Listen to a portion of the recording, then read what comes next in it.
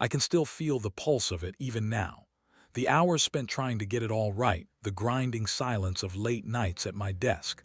The office was practically my second home. I wasn't exactly what anyone would call a people person. I didn't need to be, not with the spreadsheets and quarterly reports that danced to the beat of my keyboard. I was good. I always had been. But that's the thing about being good. You wait for it. You bide your time, watch your back, and you're patient. Until the moment comes when your name is called out, the promotion's announced, and you finally feel like the work has paid off. Then you find out you've been played. I was sitting in my cubicle, fingers grazing the edge of my coffee mug when I saw her walking toward me, Grace, our VP. Her sharp black suit made the air seem colder and her heels clicked like a warning. She wasn't just here to say hello. My chest tightened. I hadn't expected her today, not this soon. I thought I had at least another week to stew in anticipation. "Jake," she said, her voice smooth like velvet but carrying that icy undertone she reserved for people she didn't care about. "Grace, what can I do for you?" I replied, forcing the smile, though I felt like a man about to be handed a noose. "You've been doing some excellent work, I have to say," she said, stopping in front of me. "There's been some talk in the boardroom about giving you more responsibility, but there's someone else I need to introduce you to." I raised an eyebrow. Was I hearing this right? Before I could respond, a figure appeared behind her. Kevin, my colleague, my friend, or at least I thought he was. His thin, neatly pressed suit barely fit the man he had become. Kevin had always been in the background, the guy who made the occasional joke but never stood out. I'd even helped him on a couple of projects over the last year. He was smart, but I had always been the one with the drive. And now, here he was, standing next to Grace like he was the one they'd been waiting for. "Jake, this is Kevin. He's going to be working alongside you as the new senior analyst," Grace said, her voice flat, almost rehearsed. "We thought it was time for a fresh face." The room felt smaller. The walls began to close in on me, my breath tightening in my chest. I blinked. The words didn't register at first. New senior analyst. Kevin. I had been the one handling the numbers, the reports, the long hours. I was the one who had sacrificed time with friends, family, anything that might distract me from proving I deserved to be next in line. And this was how it was going to go. I glanced at Kevin. He was smiling that damn smile, too perfect, like he knew something I didn't. And Grace, she wasn't even looking at me anymore. She was looking at Kevin, her eyes gleaming with something I couldn't place. "Congratulations, Kevin," I muttered, forcing the words out through gritted teeth. Kevin nodded. "Thanks, man. I know I'll be able to learn a lot from you." That hit me like a punch in the gut. Learn from me? What had he learned? How to play the game, how to act like he didn't care about the people he stepped on. Grace patted Kevin's shoulder before turning to leave. "Jake, don't worry. You'll still have plenty of opportunity here. Just adjust to the changes." She walked away with Kevin at her side, leaving me to watch their retreating forms. I felt the anger simmering under my skin, a cold heat that spread like a slow burn. I stayed in my chair, staring at the empty space in front of me where they had stood. My fingers wrapped tightly around the mug, my knuckles white. I wanted to throw it, smash it against the wall, hear the shattering sound that would somehow echo the devastation in my chest. But I didn't. I couldn't. I wasn't done yet. The next few days felt like a blur. I went through the motions at work, quiet, detached. Everyone was congratulating Kevin, asking him questions I knew he didn't have answers to. It didn't matter. He had made it, somehow, someway. What hurt the most wasn't the promotion itself. It was the realization that I had been a fool. I had trusted him. He'd been my friend, my ally. I'd helped him with projects, given him advice, picked him up when he'd stumbled, and all the while he'd been playing me. I remembered how things had started changing over the last few months. It was subtle at first, Kevin asking for help on smaller projects, offering to take the brunt of a presentation here and there, always knowing just when to lean on me for support. But then, things started to shift. He didn't need help anymore.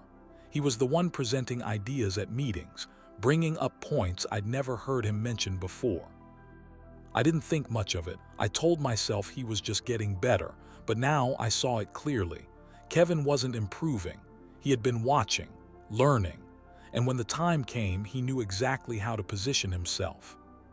I couldn't let this slide, not like this. I had to do something, but what? Revenge isn't always about grand gestures, making a scene, or some dramatic confrontation. Sometimes it's about patience, about knowing exactly where to hit so it cuts the deepest. I started paying attention to the smallest details. Kevin's habits, his routines, his weaknesses, the way he spent his lunches checking his phone, the way he'd leave his laptop unlocked at his desk, the little slip-ups that he thought no one noticed. I'd been in this game long enough to know how to use the system against itself. The next few weeks, I didn't change much. I let Kevin have his moment in the spotlight, let him believe that I was just biding my time, accepting defeat. But I was. It was a Tuesday afternoon when I finally made my move. I had waited until the end of a meeting, just long enough to make sure no one would be paying too much attention to me. I slipped into Kevin's office while he was out for his lunch. His laptop was still there, open. I clicked a few keys, just enough to find the folder I knew would be there. He wasn't nearly as careful as he thought. The folder was titled Proposals, New Project Ideas. I opened it, and there it was, the thing that would break him. The project he had borrowed from me. Every idea, every chart, every detail of the new strategy I'd been working on for the past 6 months, wrapped up in a proposal that had Kevin's name on it. He'd taken it all. Not one word was changed. Not one calculation adjusted. I wasn't angry, not yet, but I was ready to expose the betrayal, to show the world just who had been pulling the strings behind the scenes while I had been stuck in the background. It was time to make my move, and I knew exactly how to do it. The email I sent to Grace that evening was simple, short, to the point. Grace, I thought you should know that I've come across some documentation regarding the new project proposals. I'm sure you'll want to see it before the next board meeting. Best, Jake. I didn't sign off with sincerely. I didn't need to. The proof was in the attachment. She would know, and she would act. That night I sat at my kitchen table, the silence in my apartment almost deafening. I waited, watching the clock tick past midnight. I had done everything I needed to do. I didn't need to worry about anything else. But then my phone buzzed. Grace had replied, "Jake, thank you for bringing this to my attention. I'll make sure this is handled immediately." I smiled to myself. It was over. At least that's what I thought. The next day was worse than I could have imagined. The whole morning I walked around in a daze, still trying to process what had happened. Grace's response had been swift, but it didn't sit right with me. Something was off. She assured me she would handle it, but the way she phrased it, the coolness in her tone, it didn't feel like a victory. I thought I had done the right thing. I thought I had exposed Kevin, shown everyone the truth. But now, as the hours stretched on, the weight of it started to hit me. At lunch, Kevin didn't even look at me. It wasn't like his usual fake camaraderie. His silence was deliberate. I knew he had to be fuming inside, but he didn't show it. His eyes darted around the room, catching Grace's gaze now and then. I couldn't make out the look on her face. Was she angry, disappointed? Was she even on my side? I didn't know. By mid-afternoon, the bombshell came. It wasn't just Kevin's project that had been borrowed. It was mine and his. A combined effort, they said, a group project, a collaboration between two dedicated employees, Kevin and me. The email came from HR, a formal announcement. I blinked at it, trying to wrap my head around the words. It didn't make sense. The whole thing felt like a slap in the face. Kevin had taken credit for my work, and now he was being praised for it. No one questioned it. No one saw the manipulation that had taken place.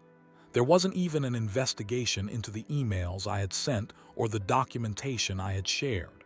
Instead, They were praising Kevin for his collaborative spirit. I stared at the screen. I didn't want to believe it. I wanted to shout at the screen. I wanted to slam my fists against the desk and tear the papers in front of me to pieces. But I didn't. I couldn't. I had made my move, and it had backfired. Grace called me into her office that afternoon. She was sitting behind her desk, her face unreadable as she gestured for me to sit across from her. "Jake," she said, voice tight, her eyes never meeting mine, "I think you made a mistake." I felt a lump form in my throat. It wasn't the response I had expected.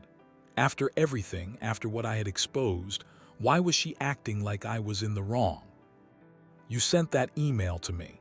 You exposed Kevin's work, but in doing so, you left out a lot of context," she continued. "We're not here to turn every mistake into a scandal. You should have handled this differently." My breath hitched.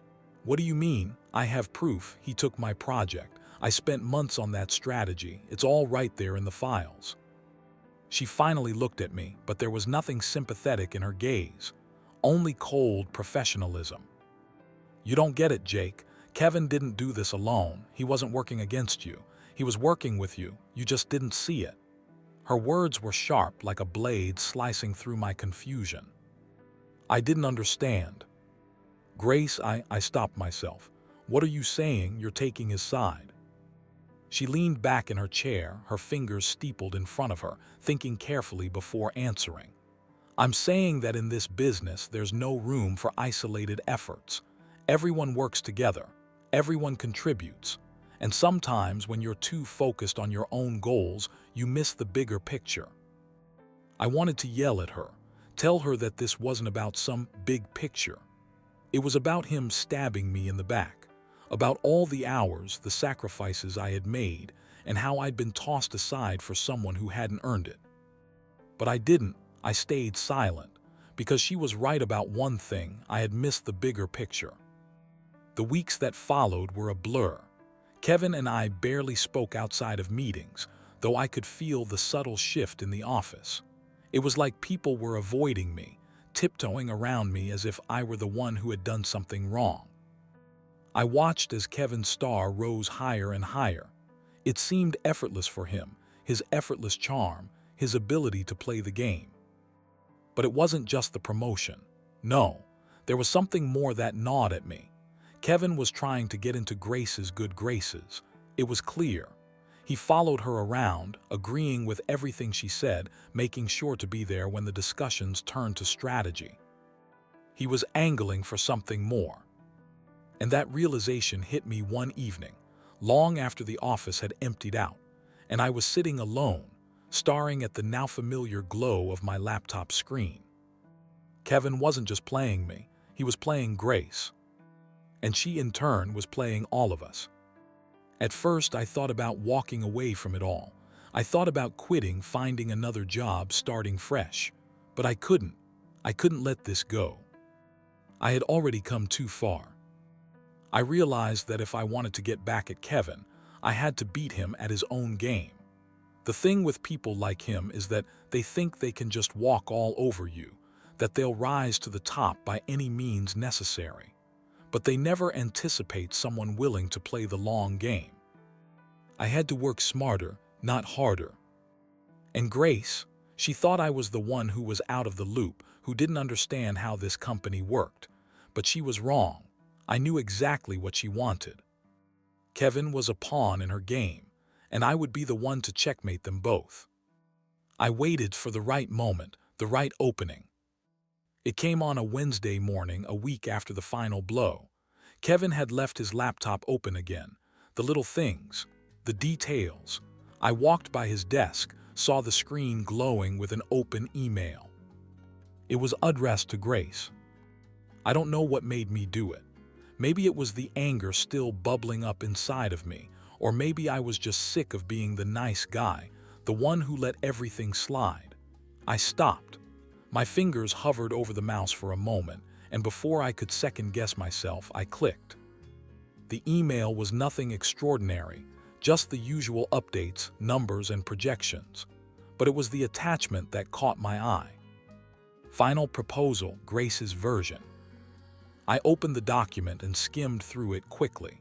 There it was, the outline of a new company initiative. Kevin had been working on it in secret, and he had added something no one would notice at first glance. He had slipped in a proposal to completely cut my department's budget in favor of his own project. This was his real play. He hadn't just been playing me. He had been gunning for my position from the start. My heart pounded in my chest as I closed the laptop. I had my move. It wasn't about exposing him again. It was about turning the tables, playing Grace against him. And for the first time in weeks, I smiled. The days following my discovery felt like a storm brewing on the horizon. I had what I needed now, the evidence of Kevin's true ambitions. His play wasn't just about stealing my project or getting a promotion.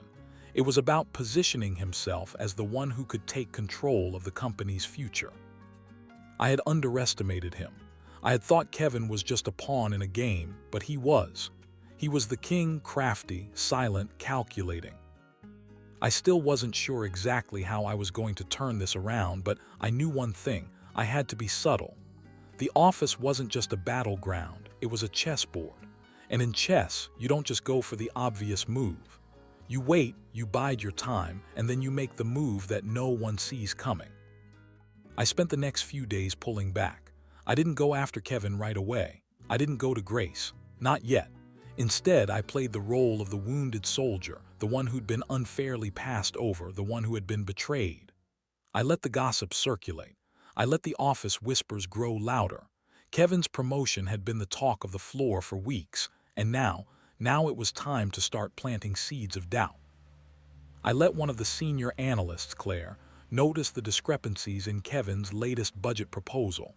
"Isn't this a bit high?" she had asked me during lunch, her voice soft, but her eyes sharp. "Seems like Kevin's been making some aggressive moves lately."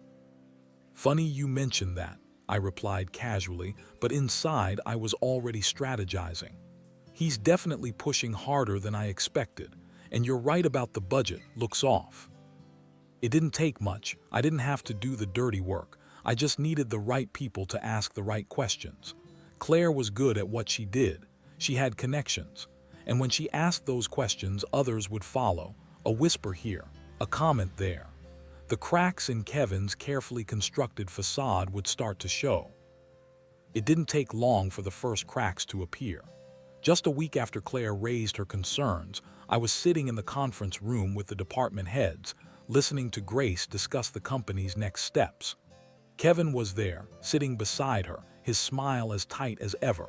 He was too confident, and that made him a little too obvious. He had underestimated me, just like I had underestimated him.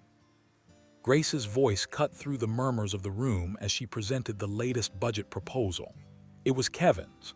I watched as she explained how this new initiative would streamline the company's operations and drive efficiency. Everyone nodded along, but I saw the skepticism in their eyes. They weren't as convinced as they appeared.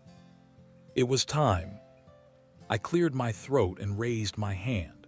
"Grace, I just have one question about the proposal," I said, keeping my voice steady. "I've been looking over Kevin's numbers, and there's something I'm not sure about.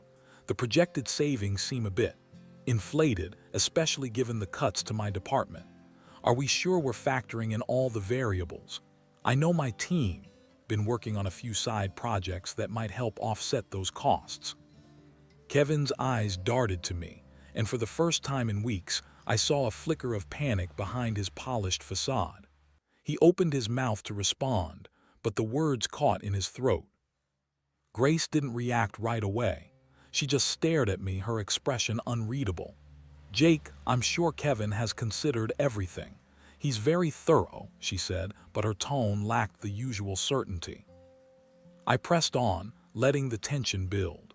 "I'm sure Kevin's worked hard on this, but I think we should take a closer look. My team has been bringing in more revenue than anticipated, and cutting our budget could set us back. It's a delicate balance." There was a beat of silence. Kevin shifted in his seat, his hands clenching beneath the table. He was starting to realize that he had been caught. I think we need to revisit these numbers, I added, turning toward the rest of the room, before we make any final decisions. Grace's gaze flicked between Kevin and me, and for the first time in weeks I saw something crack in her armor. The mask slipped. "Well, we can certainly review the numbers," she said, her voice measured but not as assured as before. "But let's be clear, this initiative needs to move forward soon. I'll ask you both to take a second look and come back with updated figures by the end of the week." The meeting ended quickly after that, and as the room emptied, I stayed behind, walking toward Grace's desk. "You think you can pull the wool over my eyes?" I asked softly but loud enough for her to hear. "You've been playing me all along, haven't you? You and Kevin, both of you." Her face flushed, but she didn't say anything at first. She just looked at me, her lips tight, like she was weighing whether to snap or to stay calm. "I don't play games, Jake," she said finally, her voice cold. "I do what's best for the company. You, on the other hand, are playing catch-up. If you're not careful, you'll be left behind." "I'm not the one playing games," I said, my words sharp. "But I'll let you in on a little secret, Grace. You think Kevin's your golden boy? Think again. He's using you just like he used me, and when this all falls apart, you'll be the last to know." The next few days were a blur of tense meetings and whispered conversations in the hallways. Kevin's cocky grin had faded, replaced by an air of uncertainty. The senior management had started asking more questions about his proposal. People were starting to take a closer look at the numbers, and it wasn't just me anymore. It was Claire. It was Marcus from IT. It was Lisa from HR. Slowly, the doubts were creeping in. By the end of the week, the truth came to light. Kevin's proposal had been riddled with discrepancies. His budget cuts were unrealistic, and the savings he promised were nothing more than smoke and mirrors. But the real kicker came when someone who had been working on the side with Kevin, spilled the truth. Kevin had been cutting deals behind the scenes, promising incentives to clients that hadn't been authorized. He'd been siphoning off resources from other departments, using my work to cover his tracks. The board meeting was a disaster. Kevin tried to spin his way out of it, but the evidence was clear. It was too much. Grace couldn't protect him anymore. By the end of the day, Kevin was out, fired. I didn't say anything as I watched him pack up his things, his face twisted in disbelief. He didn't even look at me. But I knew he had realized that his game had been exposed. Grace called me into her office the following day. The look on her face was different now, tired, almost regretful. "Jake," she started, her voice hesitant, "I made a mistake. I didn't see things clearly. You were right." I waited for her to continue, but she didn't. She just stared at the floor, clearly uncomfortable. I don't think I can be the one to make things right," she said after a pause. "But I want you to know you were the better man in all of this. You stayed true to your work." I didn't respond. I didn't need to. The power had shifted. The game had changed. And for the first time in a long time, I felt like I was back in control. In the weeks that followed, things settled down. Grace reassigned some of Kevin's responsibilities to me, and I found myself leading the new initiatives. My department was thriving again. People were starting to respect me, seeing me for the hard work I had put in all along. But the real change wasn't in the promotion or the power I had gained. It was in the way I saw things now. I had played the game. I had been betrayed, but I'd won. It was just another chapter. The road ahead would be long, but I wasn't afraid anymore.